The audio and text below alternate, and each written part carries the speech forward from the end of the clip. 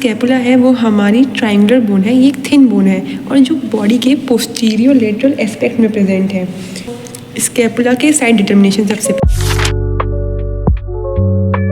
पहले तो इसके ये जो सरफेस है कॉन्वेक्स वाली, ये डॉर्सल सरफेस होगी और जो हमें कॉन्केव सरफेस दिख रही है ये होगी हमारी कोस्टल यानी कि वेंट्रल सरफेस।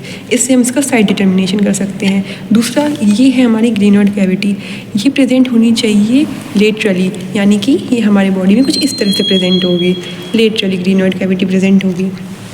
अब इसके बाद आ जाता है दो सरफेस जो कि डॉर्सल और कोस्टल। इसके तीन बॉर्डर है, सुपीरियर, लेटरल और मीडियल। ये है हमारा superior border, this is medial border और ये है लेटरल बॉर्डर। इन तीनों में लेटरल बॉर्डर होता है वो सबसे थिकेस्ट बॉर्डर होता है। तीन एंगल होते हैं, दिस इज सुपीरियर एंगल, नीचे इंफीरियर एंगल और लेटरल एंगल जो कि यहाँ प्रेजेंट होता है। फिर तीन प्रोसेसेस निकली हैं। सबसे पहले हमारी स्पाइन प्रोसेस, ये स्पाइन प्रोसेस है। फिर आती है acromion process, this is acromion process and coracoid process. ये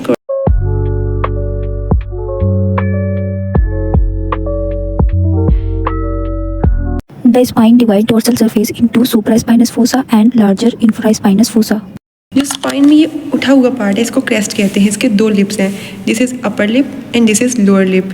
फिर आता है एक्रोमियन प्रोसेस, इसके दो बॉर्डर हैं, this is middle border and this is lateral border. आता है इसके दो सरफेस, सुपीरियर सरफेस एंड इसके नीचे इन्फीरियर सरफेस प्रेजेंट होगी। ये है हमारी इन्फीरियर सरफेस। जो हमारी एक्रोमियन प्रोसेस है ये क्लेविकल से आर्टिकुलेट करती है।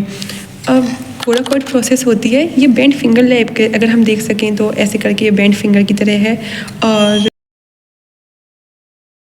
कोराकोइड प्रोसेस के पास ही यहाँ पे एक नॉच दिख रहा है हमें, इसको हम लोग कहते हैं सुप्रास्कैपुलर नॉच। ये ग्लीनोइड कैविटी है, यहाँ से हेड ऑफ ह्यूमरस आर्टिकल है, supraglenoid tubercle and infraglenoid tubercle.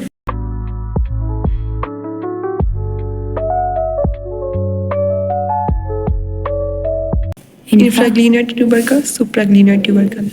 इसमें दो जॉइंट प्रेजेंट होते हैं। पहला ग्लीनोइड कैविटी से हेड ऑफ ह्यूमरस आर्टिकुलेट करता है और बनाता है शोल्डर जॉइंट। सेकंड यहाँ एक्रोमियन से क्लेविकल आर्टिकुलेट करता है और बनाता है एक्रोमियोक्लेविकुलर जॉइंट।